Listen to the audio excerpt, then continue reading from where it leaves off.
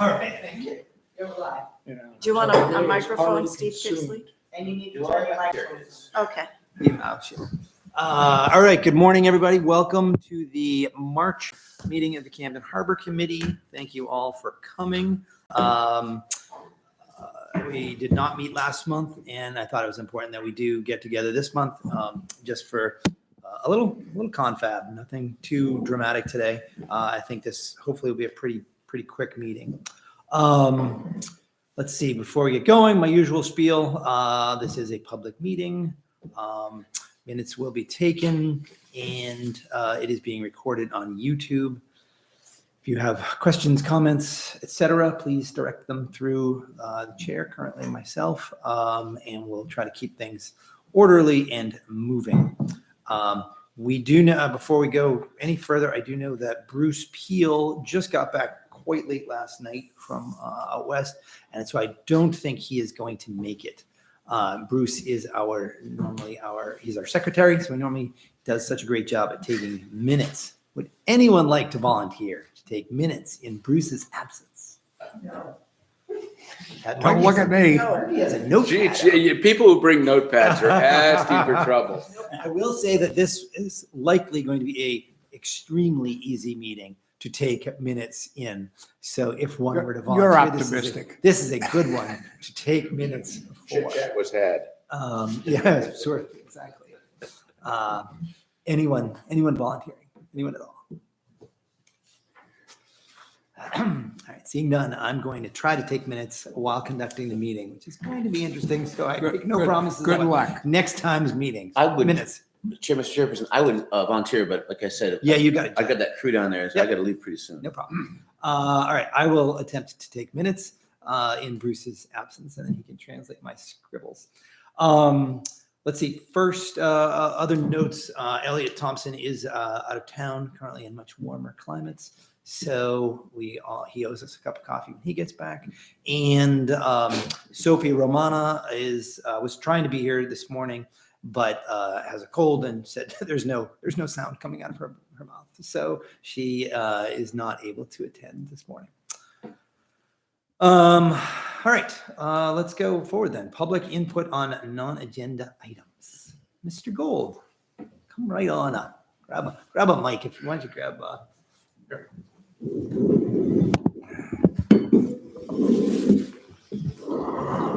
I just wanted to deal with an issue that I've been dealing with for about 30 years and sort of try to get the Harbor Committee interested in improving access to Curtis Island. Basically, I have two suggestions. One would be for Steve to round up a series of almost near derelict floats and just run a seasonal string of floats out so that people could tie up to those floats and walk ashore. Most of you know it's a treacherous situation if you try to go at anything but extremely high tide. Second suggestion might be the possibility, because the outhall, which Steve and I put in many, many years ago, the land that it exposes is hazardous. It's seaweed covered, uneven rocky. And in light of the fact that at some point, if not this summer soon, there's going to be some major work done out there on the house. So there'll be people and materials and equipment going out there. And with an LST type boat, if a backhoe or a small excavator could just, as the tide goes out, even out that, clear out the rocks and just make it a sandy bottom where that outhall is, just pretty much in the way I think the Coast Guard did where the other outhall is. That would greatly improve the situation. So basically that's it, because, we have an elderly population. It really is hazardous and dangerous to go out there in anything but a real high tide. And, I don't go, you're going to hear arguments, we don't want to overuse the island, et cetera. But, no additional people would probably be going out there. We already have kayak tours going out there. I don't know if they're going to do it again, but at times a day camp has been run out there. It's a public park, and I think it'd be nice to make it easier to use it. Thank you. Cool. I have a question. Yes, sir.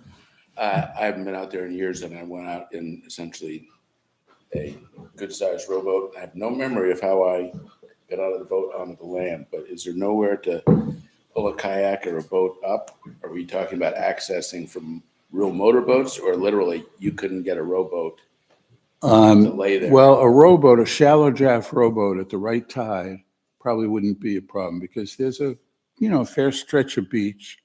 One of the problems is, say, that I experience as a dinghy owner, okay, and I have a hard bottom dinghy, just a 12-footer, which is a very common size boat in the harbor, that you ground out very quickly. And the other thing being there's just so much growth in the approach area. I mean, one of the people that's on the Historic District Commission that's working on assessing the house, let's say, says, he has to clean off that outhall many times. I mean, I went there once when it was probably right after a low tide. I couldn't get the rope out of the weeds, and then you certainly, if you've got weeds out there on both sides of the rope and you want to try and pull Boats it don't work through, very well. yeah, they're not ideal, but Yeah, and just to add what Steve's talking about, I think you and me got together, and you're one of the principal reasons I put that in, and it's definitely been a great asset yeah, to people who use it. kicked you around for a long time to get you. to do that. Exactly, I remember. You manhandled me, but I'm glad you did because it's I see people using it. There is an issue with it if those weeds grow so fast, and I don't know if you've noticed, Steve, but that the Conovers, when for the long tenure when they were there, they moved all those slippery rocks out of the way and made a pretty thin walking path, but wide enough where it was just kind of like sand and so I usually get young people that come to me and say, oh, I need to do some community service for the town. And I bring them out there at low tide and I'll be back in 4 hours. That's where, And you're talking it's- about where what was called the Conovers haul out is? Well, that's, and now the town's, one is just to the south of that. Right. Parallel to it. And I noticed at low tide, it was treacherous, like you said, just big kind of like football-like slippery rocks with seaweed growing off them. So I would usually go out there with the kids and we'd start moving stuff out of the way to make it so it's a little less treacherous. I think the reason that we haven't done anything as far as floats is because you are kind of getting that thin edge into the door, thin edge of the wedge, and pushing on it. On how much does the town want to make this accessible to the general public? That's the crux of the matter. We need to come to that decision. And if we do want to make it more accessible, then we should invest in floats and put them there because it would make it a lot more compromise, accessible. I think, might be to completely clear the path to the outhall. The other thing to make clear at this point is the original outhall, okay?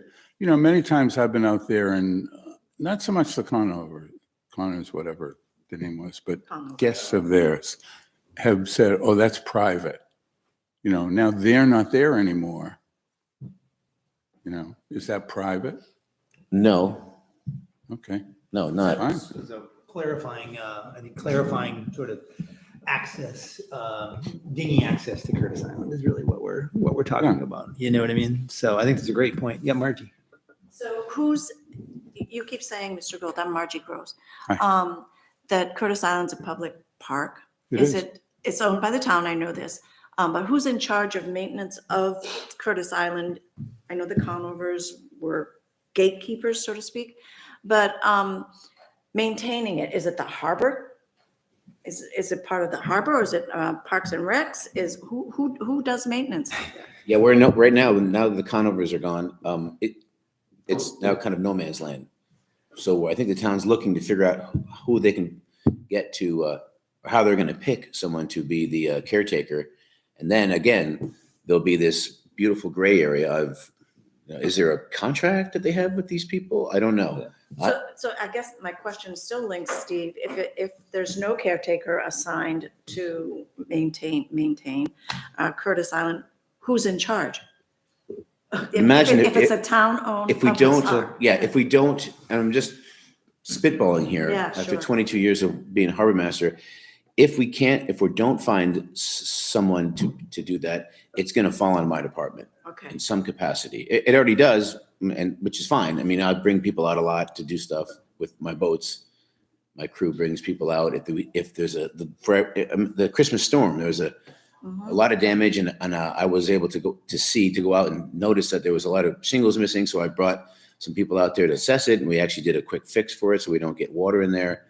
So yeah, I mean, it would so it's you. it would be the harbor department if we don't get someone to be a caretaker. Because it is a town park. Though. It is Yes, technically under the town It- Parks and Rec Department. It is, and I don't think Parks and Rec would take that on.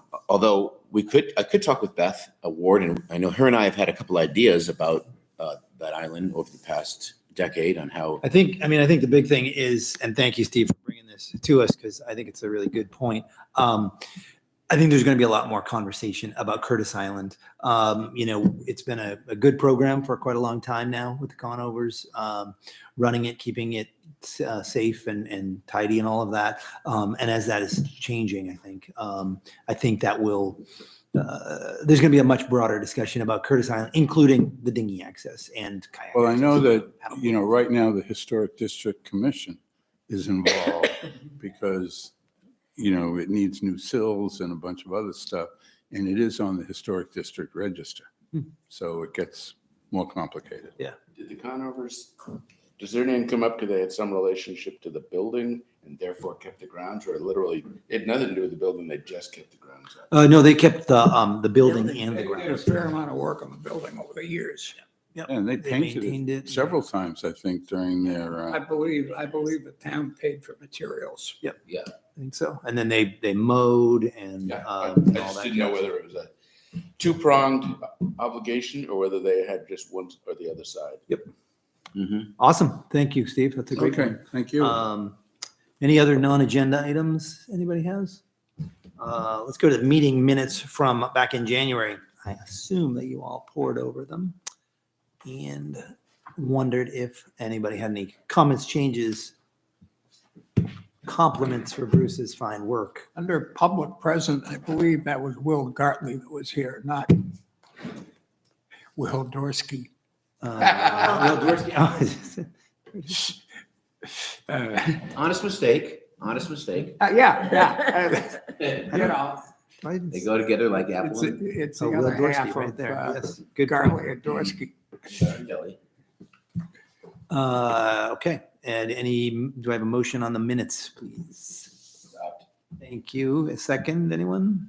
Thank you. Further discussion with the change from Will to Will Gartley.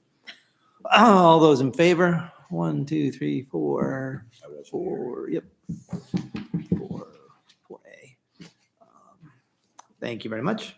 Harbor Master's report. I asked Steve to come because there's a lot going on in the harbor at the moment, and I wanted to, Steve, give us a quick update of what's going on down there. Exciting news. Is there any way I can get my phone to project pictures on that screen, or is that too hard to do? It's okay. I just was I wondering. 'cause tried read- and was unable to. I mean, I don't have, my technology's not. so for those of you who haven't been in the harbor in the last 2 days, Monday we went down first thing, crack of dawn, and I met with Dave St. Laurent and his crew, and we've already talked about working with Unified Command along with a local business called Two Harbor Marine to basically rip up that old wharf and lay concrete down, and then Public landing wharf. the public landing wharf. And so, when they got down there, they're like, well, what do you want? I'm like, well, let's just cut these things in 8-foot sections, literally, strap them and just get them out of here, which worked perfectly. We just started pop, pop, pop, pop. A couple snafus here and there, but now the Two Harbor Marine guys, Brad and Adam, are there watching closely to say, okay, well, we just got to do a couple things like how exactly are you building this deck? So it's going good. Everything's up. We're already laying. Today we're going to hopefully get the rest of the fabric down, and after we get some more bigger crushed rock to make sure. The one thing trepidation we had was that the fact that is the smaller stuff, the smaller stone getting sucked under. We don't want that to happen in the next 8 years and then have that concrete settle and crack or something. So we dug a lot of that out. We're putting bigger stuff in, but it looks good. And now we're already laying fabric down. So 2 of our marine barges there. So I'm working with them and the Public Works at the same time, and it's going pretty good. A knock on wood, it's going better than expected.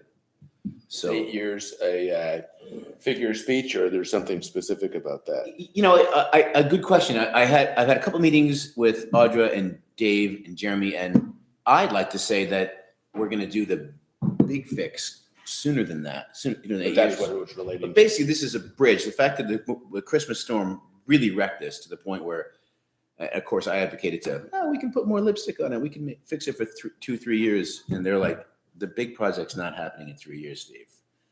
But like, you know, they kind of like shed light on me. Like it's going to be bigger than that. To raise the whole thing. We've 3 been feet. talking about it for a lot more than that. I know. And they're right. Why get pushed to do something? You know, that's going to be a big job. And so this is more like a bridge to get us there. And 90% we're going to get FEMA money for this. Concrete bridge. We met with FEMA. They were, you know, I don't see why they would want to like lift our spirits up. They're like, we can see you guys got a lot of damage. We're making sure that we're applying for it the right way. We're showing them what we're spending already. Don't know how long it's going to take to get that money, but I would imagine that we're going to be funded for doing this for this 6-8 year bridge until we can get together, hopefully this committee, to say, here's the steps we need to do. You know, like I met with Will Gartley on this subject, and he's like, he could see like I could see. Once you lift this thing up, it's like just put another row of granite on top that's 3 feet taller, back it up with some more stuff, and build a deck 3 feet higher, everything, and then just go up with a transit and say, we need to fill this much. This is about 30% of the actual parking lot. Where you lift up and then it goes up, we can have a big drain. So if a huge event comes, the water can drain out.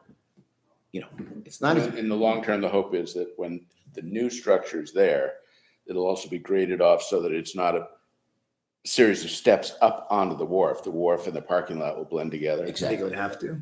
Oh yeah, no, we'll lift up that parking lot to match it, and it's amazing how you don't realize how much that parking lot goes up as you go up. So you wouldn't have to go about halfway, not even 30% of the way to where and then you'll have a spot where you know, you lift this up, you're going to have to bring that up a little bit like this, and then where that little area is, Rubicon or whatever you want to call that, the Continental Divide, you can put a big drainage there. Yeah. When we do this, we're going to be redoing all the electric and redoing the harbor master office, and you know, so. So on this, what you're doing now, are you doing anything to the harbor master building? No. Okay. The only thing we're doing is we got rid of that half rotten deck, that little Yep. porch thing, just getting rid of that. And that's just going to be wharf. Oh, it is. Okay. Yeah. And we can put some nice plants or something into our own little bench to show that I'm not even sure why that was made that way 35 years ago. But For the major, so we had a seat. it could be. So we had a chair. It definitely could have been. Yeah, it was a God place bless for the them. major to sit. Yeah. Salute. So are you raising this? It'll be about 6 inches higher than it was because of the fact that, and we made that decision 2 days ago. So does that bring it the same level as Stuart Smith? Stewart's? Not exactly, almost. No, it'll be, He's more like a foot. It used to go, Yeah. like a little ramp. Yeah, that's a foot or 18 inches. It's a- I would have loved to have gone higher, but we just didn't, this was more of a bridge to get into that spot. if Are you going all the way from the waterfall? Like right now, I noticed I was there last night and they've taken out essentially half. Are you going to take Yep. the other half out as well? Yep, I advocated not to do that because I didn't think we needed to, but we're doing it. Okay. We're all there. We're going to get rid of those planters. We're going to save the big tree. There's 2 trees, crabapple trees that are there next to the falls. One is doing very well. Over the years, I always try to prune them and do stuff to them. The other one, no matter how I sing to it, it's just every year just gets less and less. And so we're probably going to get rid of that one. But we're going to do what we did with the other area, get rid of those ugly pressure treated logs, and then we're going to do some nice granite around that one tree and then kind of the same thing. What about the curb? Are you doing the curb on the outside as well, like by the pilings? We haven't discussed that. We haven't discussed what that's going to do. Probably. Yeah, because you're doing pilings, aren't you? We're going to do 12 Class B pilings, 12 new ones. So the ones we want to do is, so, we're getting the new day sailor float. Mhm. So we're gonna have 4 pilings right along there, so that can have new pilings, and those old wooden structure things that hold the pilings up. We're gonna get rid of them and go a little bit newer, different angle, because the 10 by 10s are all gonna be new. Everything's gonna be. They're gonna drill and they fixed the 5 big granite blocks that got displaced from the storm. Pushed them in place, got them in place. We're gonna drill and pin them again. So we're gonna have 4 new pilings for that, and then the long float that the dinghies go on, that are right against the wall. We're gonna have 2 pilings, 1 piling, 2 pilings, because that's 3 big floats, and then we're gonna have 2 more new ones down here that need it. And yeah, so we're gonna have 12 new pilings in all. I think it's gonna look great. The only thing we don't know is that those kind of quasi fake pilings that Stuart Smith graciously put in about 3 years ago, 4 or 5 years ago. With the lighting on That had it. the lighting on it, which looks pretty at night. Unfortunately, it's too low, because now you have these water events. So you have 4 times a year there's water above the electricity, and it's a little sketchy. That doesn't work well. It's something about the salt water and the connections doesn't go well. So I'd like to see if we could somehow, the new pilings, the 12 new ones, we can keep them higher. So the only thing we're doing is we're going to run a new 110 power with a higher outlet for the day sailor float. This is a gray area because it doesn't say they get electricity, but they've kind of come to want it as long as they don't abuse it. They spend the $50 to spend the night there, and we'll let them plug in so they can charge their battery banks. So we're going to put that new in. I'm going to have Ron Hartford come in today, hopefully, and do that. But as far as the rest of the electric, if we wanted to, if you guys like the idea, what Stuart Smith proposed and did for us with having lights, we'd have to get them higher. Somehow make it so the wire is safer. I don't know if you have wire that you can put in salt water 5 times a year, but Well, I mean, that stuff that's so hard to get the covering off from, yeah. that is rated for burial. And, burial is wet. So that's where we are. What's the purpose of the lighting? Yeah. I mean, this may sound stupid, but it's. The purpose of the lighting is basically ambiance at night and make it so a lot of folks, it does look pretty when that lit up and you can see it, and people more attracted to go out there after dinner with their But family. the reason I say is, if you're in the light, don't you see sort of less of the harbor, the sky? This is really low. This is like, Oh, it's like yeah. knee light. It's like knee Okay, high. Yeah, and they did a good job. It comes down and lights up the So actual it's- wood. and it helps you to see obstacles. Exactly. Yeah, Exactly. okay. No, it looks nice. It's a good thing to do. I don't know how much it's going to cost to fix everything. We had to take all this off. Half of them fell off with the storm, so I got them piled up. I took a picture for Stuart and his son, saying, "Hey, thanks for helping us, and here's what's left." But I don't know. I kind of made it so maybe if he wants to do that again after we're all done, calling somebody and say, "Well, you can reuse these," and a couple of the lights broke, and rethink it. I don't mind doing that at all. What's your timeline for this? Good question. I'm trying to get that with the guys. It's going faster than we thought. Maybe because I'm cracking the whip a little more. Gee, Pixley, you're a slave driver. It's like, well, come on, we're here. Let's do it. But it's going good. I would say, I would hope in three weeks we'll be done for sure. In 2 weeks, I think we'll be done.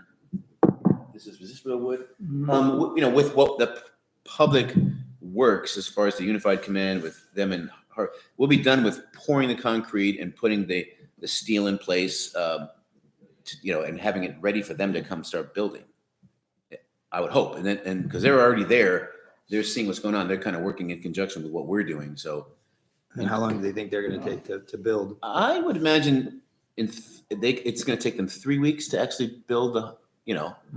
They're building or almost done building the new floats. So they just got rid of the old floats. They're going to probably get rid of this day sailor float in a couple of days. They're going to take that ramp off. We're going to start because they're going to start once we get all this stuff off, which we already did. They're going to probably want to start taking the old Well, the old 10 by 10s, we're leaving in place. We're going to use that as a form for our concrete. I'm going to rip plywood today, screw it on with those guys, and and then when that's dry, then we can take all that stuff off. They can start putting the new pressure treated 10 by 10s in and driving pilings. So you're pouring a whole slab, Yes, really, for the whole boardwalk? the whole thing. No kidding. And they're going to actually bolt to it. So when the waves come, when we get those events where the waves come in, it used to lift that whole thing up, and then little rocks could get in, and then it would kind of be like this at the end of the storm. It won't be able to do that. It won't be able to come up. And so again, not a permanent fix, but it would be an 8-year fix. We don't know what's going to happen with sea rise in 8 years. There's a lot of different projections, and so I think we're moving ahead in a great direction. So total completion about a month? You're 6 hypothesized? weeks or so. I would say 5 weeks from now. Yeah. So beginning of May. That's what that would be. Yeah, I told them that if we can get it done by even May 15th, if we're still doing little stuff, but definitely by that, I said I want it done. I'd like to have it done because it's starting to get busy. by Yeah, then. that's what I was asking. Yeah. All right. Cool. Thank you for that, Steve. Anything else, Steve, harbor operationally that we need to? what are your plans for Steamboat? Steamboat Landing. We already have someone that said they would do that, and he is Steve Ford. Tom Ford. So Steve Ford's going to come and he's going to put in, I forget what the cost was, $10,000, $12,000, and he's going to redo all the actual concrete. The Steamboat Landing floats we've already rebuilt. We did that in November. Yeah. There's 4 floats we rebuilt, and I believe. Sorry about this. These are the guys looking at it. Where are you? Yeah, exactly. What do you need to do? What are we gonna do about this? Blah, blah, blah. Steamboat Landing, we rebuilt the floats. Ford's gonna fix those, the concrete Concrete things. slabs, and we're gonna go for it. We're gonna make this town stronger, more resilient. Is that more FEMA money? Steve, before you. Yes. Well, yes, we applied for it, and they know what the damage is. We're not 100% sure FEMA's gonna be, we're pretty sure they are. Before you split, Steve, real quickly, you sent the day sailor schedule along. This is an agenda item, so taking it out of order. Can you give us the quick and dirty? I tried to read this, and honestly, I couldn't understand your spreadsheet. Don't So, feel bad. So that over the years, the way we've did this is like basically 4 slightly different schedules. One for spring, one for full on the season, and then one for there's a subsect inside the summer season because of the moon. They kind of so they can do their full moon trips. And then there's a fall different where it moves around a little bit. If I understood correctly, nobody's really changing, but you're adding periwinkle in. Is that correct? Correct. I didn't want to. So a quick rundown on this. Once the select board said we want to allow periwinkle, the 8th vessel, seventh. We had to then take most of the slots that the former 7th one had, the Sally, and we basically made it so all the slots that were open, we worked it in so they're in. At the same time, there's the Heritage, the sloop Heritage. When that gentleman came in, he kind of tiptoed in, and he didn't want to disrupt anything, so he took these really easy spots. He came to me and said, I've been, quiet this whole 5 years I've been here, getting to know the thing, and can I just change my thing a little bit? And again, not to displace anyone who already had a spot, but spots that weren't being used. And I said, okay. When he came in, I remember he was very careful not to disrupt anybody. He's been very careful not to, he realizes that Surprise and OLAD and Lazy Jack have been here for so many years that he was kind of like, don't mind me. I'm just going to take these nobody wants these scrap spots. So we moved him up, but did a little bit with him. Okay. At that point, this is just for you guys to know, then all of a sudden, Ramiro and Aaron started to, bull in. Well, if you're changing the schedule, I want to have this morning spot earlier before anyone ever came. No one's ever done an early morning. And Ramiro was like, I want this 800 spot so I can do a early morning bird watching trip. Okay, if no one's there, I'm willing to do that. Then I realized Aaron came and cornered me and said, he's just doing that. So when he spends the night at the dock, He doesn't he have to doesn't move. have to leave because he's going to say, I've got a trip, and maybe he will have a trip. I doubt he will. Then now I always have to move my boat.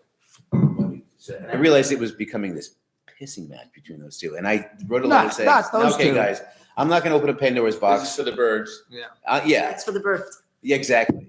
So that was a quick little. So you didn't make those changes? I squashed that and I wrote him a letter. I think I sent it to you guys, or at least I sent it to You just said Audra. you haven't changed anything else. I haven't changed anything else. I was gonna, we They had all- one meeting. Do they all know this is the proposed schedule? Yes. Yeah, They've seen everybody it. They know this. they could come here and complain? They know that, I sent them a letter saying, look, guys, I know you wanted this to be a Pandora's box or something, but it's not gonna happen this year. We got a brand new boat. I wanna just do these changes. Everything works out and you guys wanna come back next season, and Ramiro, because he called me up and had an hour conversation. I don't think it's fair that you're letting the heritage change things and not me. I was like, well, it's fair. Here's why. And just the quick reason I told you. He came in, he had these little teeny slots, and he's proved himself. And so he's, Okay. we made a few changes for him. I'm not going to start changing everybody's schedule with a new Right. boat year. So the gist of it is you've added periwinkle to the Sally slots. And made and a few changes small changes to heritage. and Yep. that's all. which is a Okay. 6-pack boat, a Yep. 6-passenger boat. That's all I wanted to. So it was my understanding at the select board meeting that periwinkle was allowed on a reduced schedule. He's not sailing as many trips as the rest of the boats. That was going to be the thing. And then I don't know if you watched the rest of the meeting, the select board said, nope, he's in. They essentially gave him a full Yep. full slot. Maybe they were And they gonna- gave him, I mean, I think maybe we didn't talk about this last time. We had proposed a 1-year provisional license essentially. And the select board actually said, no, we're going to give him a full license because we added the annual review.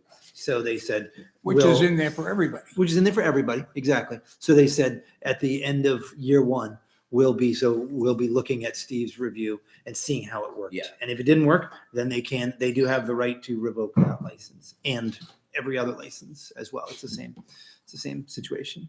So, One more thing thank you. before I go, these guys are burning here. Yeah. Jody used to work for the PD. She was dispatch. She's applied and accepted a spot as the new harbor clerk. Jody who? Jody who? Yeah, what's her last name? Jody Richards now, used to be Jody Russell, she was the administrative assistant at police. There you go. I think she's gonna be great. Marlene has been filling in. Marlene's happy about her. So Great. that's that. Awesome. Thank you, Steve. Thank you, guys. See ya. Have a good day. All right. For everybody's benefit, one detail that isn't totally obvious in this schedule is that the first 2 pages, which look the same, aren't quite, because the first page is weekdays and the second page is weekends.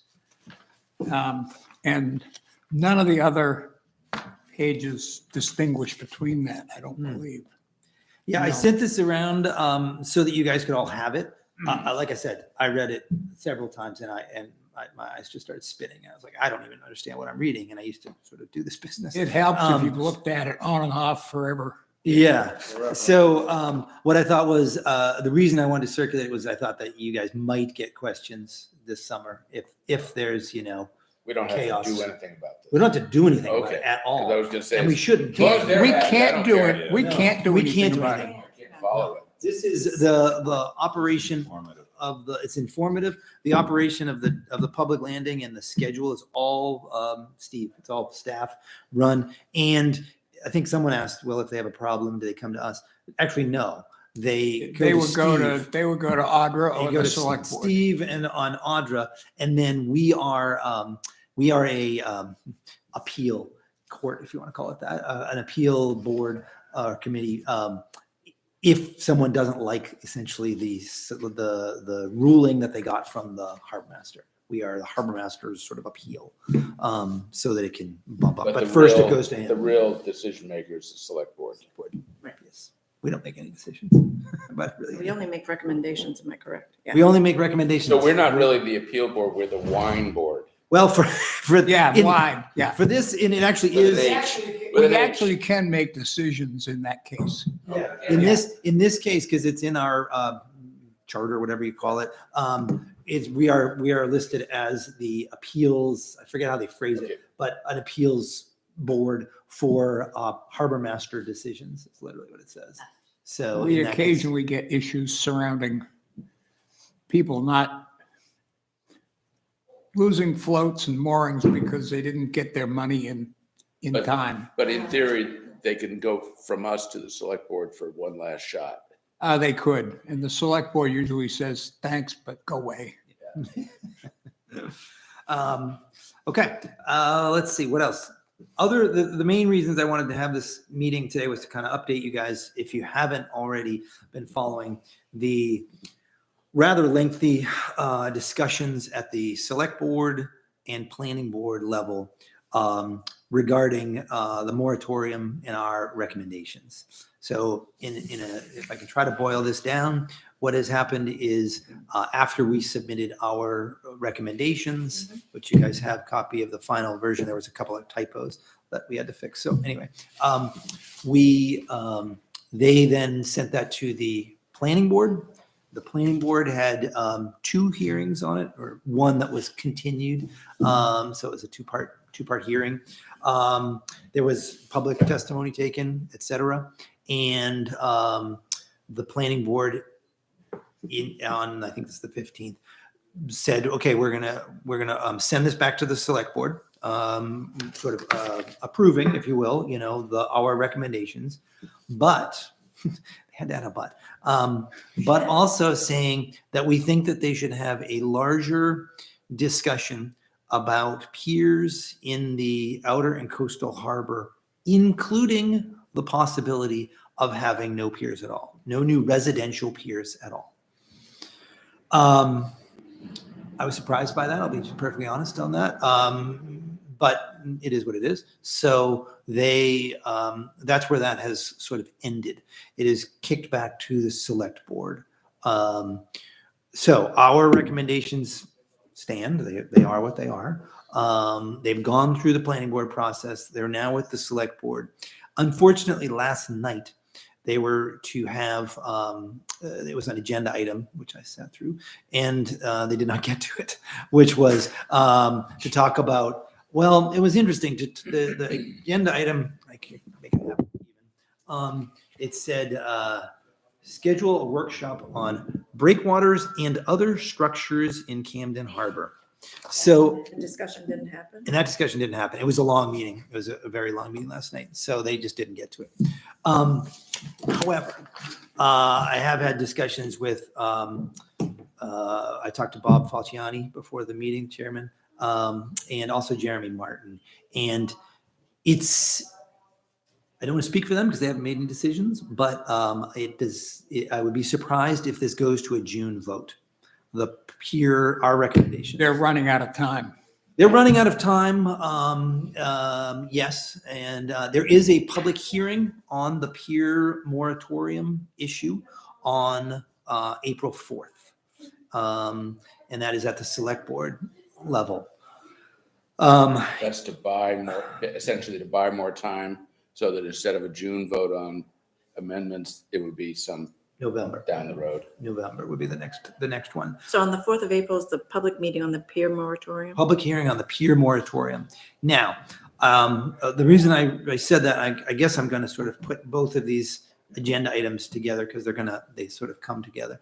The breakwaters discussion is getting increasingly tied to the piers discussion. And I will say on the record that I am not a proponent of that plan. I think they're two very different discussions. And we worked very hard and for a very long time to create this report. And I want to see it move forward and presented to voters as quickly as possible.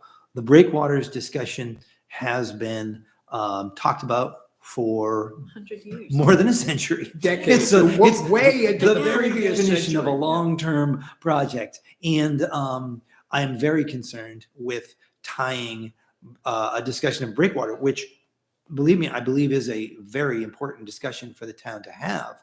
But I don't think that it should be tied to the discussion of the piers, which is, as you guys all know, is very defined, a very defined timeline because it is a moratorium. That's what we are and responding need- to. Something needs to happen to change the ordinance. They can't just keep extending this moratorium for decades, Correct. years, excuse And me. it will, and if the moratorium, if these recommendations and the wording does not go on the June warrant, the June ballot, they will need to extend the moratorium again for a third time in order to get it to November. They would need to do that, or else it will expire before our recommendations have a chance to get to voters, if that makes sense to people. I don't understand why, I think that, quotes, our package of amendments is separate, discrete, and it's literally on the T.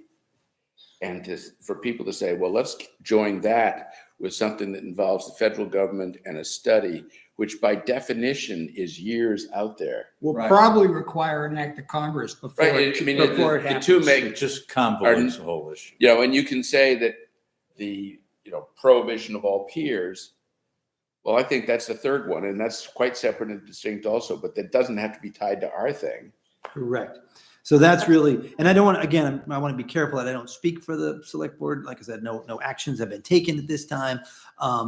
But I am literally just reading the agenda item where it said breakwater, and other structures. And it was brought up in the public hearing in front of the select board that someone said something about, well, if we're talking about breakwaters, shouldn't we be talking about, if we're talking about piers and we're talking about breakwaters, they sort of tie them. They're like, Totally totally- distinct and different constructions. One does not link with the other. Yeah. And I do have a comment. If 100 years ago, when the construction of a breakwater, all my readings that I've done it, was viewed as too expensive a project for the town to take on. I mean, we've gone through the tortures of the you-know-what to get them to repair Steamboat Landing. How are we going to get the funding approved to construct a breakwater? It's ludicrous. Maybe. I mean, I have a question, yeah. because it wasn't last night's meeting, but it must have been the meeting before, and I was sitting there talking, and not talking, hearing them talk, and Bob Falciani and the others were talking about actually having a meeting, and I don't know if it was a meeting of him with you or them with us, to discuss, this breakwater thing, sort of get some idea of what the real questions and issues were, which I thought was a great idea. And Audra was saying, well, the breakwaters is all or nothing. And there's like 5 different things. And I'm like, Oh, if it's there's truly all or nothing, I several- want nothing. But I could see a discussion of something that is over the ledges out there to the east. But that's the kind of thing that if we could have an actual conversation, then we don't have to waste a lot of So- time talking about questions they don't care about. Exactly. So that's actually what, so there's a memo in the packet from the select board last night that you should all grab if you can. And it basically, this is from Audra, from the town manager to the select board. And what the agenda item was for them to decide what to do about the breakwater discussion. And so she presented sort of 4 options, I think it was, which was they could create a work group / task force. They could have the town could have a town forum where people talk about it. They could convene a panel. And these are, as I read this, they're basically in cascading importance or scope. So a work group, a task force would be huge. A forum would be somewhat huge. A panel would be smaller. That would be like a group of people. And then the last one is a workshop. Which the select board does, these workshops where they get together and they can invite anybody they want, and we can just talk about. And they these can't, but they things. can't decide anything. They can't decide anything in a workshop. Great point, Richard. What Audra had asked, and again, this item didn't get acted on, so maybe it will the next time, was which one of those options do you want to take? I personally think this is a big enough thing that I think we should start at the bottom, actually, and I think we should start at a workshop. There's been too much, like you just said, there's too many, too much not misinformation, but, bits of information over here and bits of information over here. Let's have a non-binding. Yeah. Let's just get in a room, and it would be the select board. It would be us or some members of us. It might not be the whole committee. It would definitely be the planning board would be involved as well, I think. And the Conservation Commission is also taking more of an interest now in all of this, which I think is good, which is fine. So my feeling was that's what I was going to advocate for was let's have a conversation. Let's start at a conversation of the town committees so that we can kind of all just hash it out and we can figure out what we're talking about. And then once we kind of know what we're talking about, then we would ramp up to the next one, which I think was a panel, I think it was.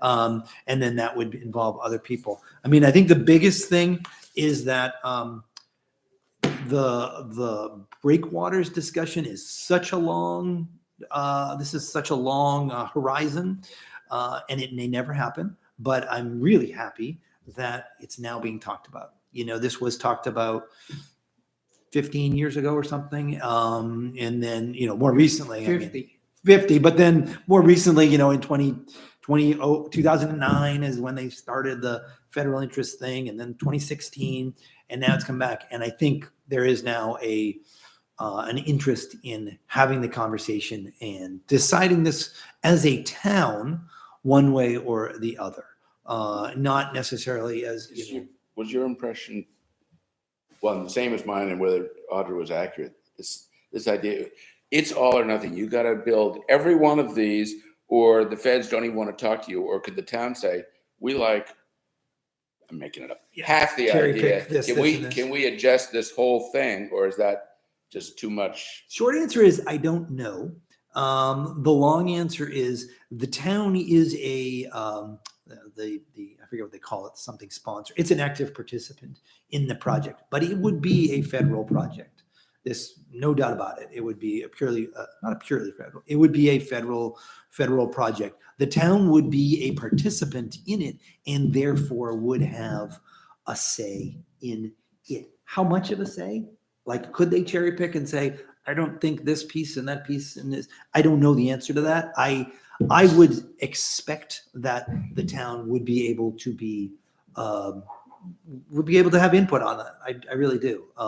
But the federal government is the federal government, and they're pretty strong. Well, it's my recollection that when that plan was presented, that there were different options and there were different breakwaters, and it wasn't an overall project. Yes. So That's right. They did identify different options, different locations, et cetera. I mean, I think the biggest thing in all of the discussions is, to your point, Margie, is this is a huge project and a hugely expensive project, but I don't think that we should make any preconceived ideas about that. Just because it's a 15 million, 20 million, whatever, giant numbers project, doesn't mean that we as the town would pay it. We as taxpayers would pay all of that. I don't know how it would break down. There might be federal funds available for this, especially now in the climate change. So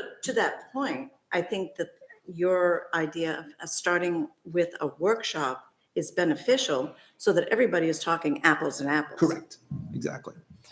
We can have different board meetings and no one gets together. So I think That seemed to be what, not last night, but 2 weeks ago, whatever it was, that seemed to be what most of the select board yeah, I think it's important bobbed to their heads everybody on. be talking about the same thing. That's a good term. I like that. So I think that's kind of, as I said, that's what I'll be putting forward is we start at the workshop level because it's controlled. There are a lot of strong feelings on this topic. And I think we need to be very careful that we are all, as you just said, talking apples to apples. We're all talking the same thing. We identify what the goals are of the project, protecting Camden Harbor, et cetera, preserving the natural environment, all of that stuff. So we really kind of lay out what we're talking about before we start talking about it. And then we move forward with as I said, maybe a panel, then a forum, then a That's how task progress is made, by the way.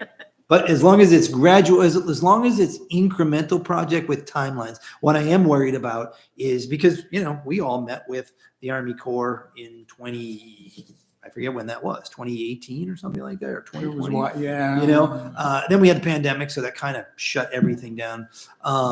But, we had a conversation and then it sort of stopped. And that's really what I'm concerned about, is those conversations stopping. I don't mind that they're going to take a long time. They should take a long time. It's a giant project and it won't succeed if everyone is not on board. If we don't. Well, I think the whole concept on this has shifted. The initial proposal was based on the economic benefit to the community.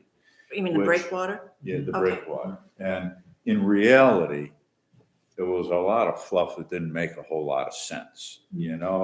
Business was going to be increased by X amount of dollars and blah, blah. Okay, it didn't make any sense at all. I don't know that, but yeah, it was. Or this is some the number- might, the right? number- yeah. But, Bureaucratic mumble bumble. yes, exactly. Right, but But now we're focused on protecting the harbor Right, from harbor sea level prevention. rise. And Protection. so it's a whole different Right. view. I mean, the dollars and cents is that's how the federal government moved forward with. They said, do we even want to talk about this? Does it make financial sense? That's Yeah. really what they approached it. When I read that, they approached it like a business proposal. Like, does this make sense? Investing this much money, what is the return on the investment? And to your point, now that return on investment, it may not be purely financial, but also ecological and et cetera. Precisely, yeah. So is the, I don't know the procedural, is the select board going to decide on which aspect is going to be the start point, like the workshop, the planning? Yeah. Yep. So they will, right. They'll take the town manager's memo and she did a really good job of breaking down, potential benefits, potential drawbacks of each option. It's awesome. And so they're going to read through that and say, okay, I like this one. I don't, Can we as a board make a recommendation to the select board and say, we believe this would be a beneficial topic to discuss in a workshop? yeah. Yeah. I mean, we could say which one of these options what we think the best way forward is. Yeah, definitely. I think the big open mic on a non-specific proposal sounds wonderful. The workshop. No, I think it was the second one, where Oh. they're just gonna have a big community-wide, come say what you think about a proposal that's non-specific. Oh, That's yeah. gonna really get us going. Moderate that one, Bob. I'm dying to be there. And you just from watching from the back. Yeah, exactly. Back, yeah. Josh, did you send that Audra memo to us? I will. Yep. I just got Okay, it you yesterday, will. so- Okay, Yep. good, because I haven't yet, I no. was looking at my paper and said, did I just miss it? No, it was or- it's in the select board packet from Oh. last night's meeting. Oh, okay. So that's where it is. It's dated March 17th, but I'm not sure it is. I could email it to you guys. Oh, that'd be Oh, perfect. that'd be Thank you, great. Janet. Thanks. Thank you. So yeah, I'm trying to think if there's anything else to talk about there. Josh, Yes, sir. are you in any position to say anything about the Lyman Morse Marina project, which is, Not really. Okay. Meaning, and I always try to be careful on this board to speak with my town hat, Right. my citizen hat, as opposed to my Lyman Morse hat. What I can tell you, because I think it's pretty obvious, is nothing is Nothing has there's, happened. There's nothing happening imminently. Nothing has happened at the moment. No changes there, I guess you could say. I think I'd support you. Other than what you just did, which is totally appropriate, I think that it's absolutely best that you keep one hat on the Yeah. Yeah. the LM project. exactly. Right. It's a very different hat. I He should. he does a good job with that. Yeah, I try. It's a line. I mean, it's one of those things like everybody in town has a job, so it can get a little fuzzy. I did want to mention, and this was in your packet, that the town did receive a letter from the Army Corps in November about saying that the town is no longer, they're taking the town off the list for the continuing authorities program of the breakwater. So the breakwater feasibility, a federal interest determination was done under a track, and it's really a funding track of what they call the continuing authorities program. And it has a cap of, I think it was $10 million, maybe it was 12. Maybe it was 10. Anyway, For a particular project. any project that's funded and or tracked, if you will, through this continuing authorities program has a funding limit. Like the project, it just can't be bigger. And I think it was 10. I don't know if it even says right here. I seem to recall 10. 10. And this project was always right on the line. And they knew that. They said it in the meeting with us. They're like, you're pretty close. In looking at it again and looking at how the escalation of construction costs and all that has gone over the last few years, they said, we, the federal government, have determined that this is no longer eligible for the continuing authorities program. So we're taking it off that list. So does that make it more of it's going to be more procedurally challenging, or is it a whole other set of criteria that apply to it? Again, I don't totally know. I think it's just a different set. I don't know if it's more challenging.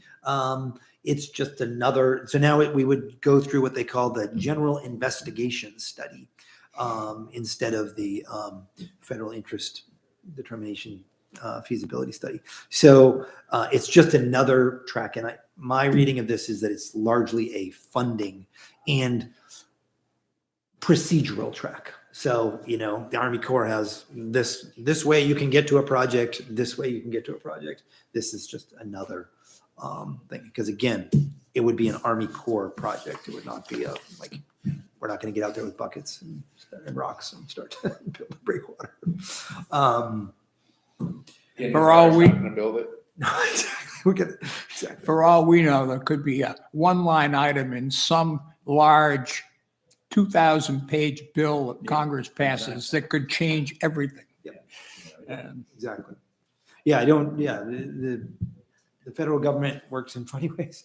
And so that's why I think the most important thing going forward in this discussion is that we all, and I can say this for myself, have no preconceived notions about where it is, how much it, or how it would be paid, what it would look like, etc. None of that it's all on the table, including whether or not it would be appropriate and or viable. Like if this feasibility study, I keep telling people when they called me and asked me about it, the feasibility study may determine that a breakwater is not appropriate for Camden. That is a completely reasonable possibility. that it might not accomplish what we want it to Well, accomplish. and that's a good way of phrasing it, Richard, because what we want, do we want, I don't want a breakwater if it's determined that it's not the right thing for Camden. You know what I mean? Like it seems like a breakwater, maybe that would help. You know what I mean? Maybe that would help with wave action and all of that in the harbor. But that's just, it seems like There's it's so many trade-offs.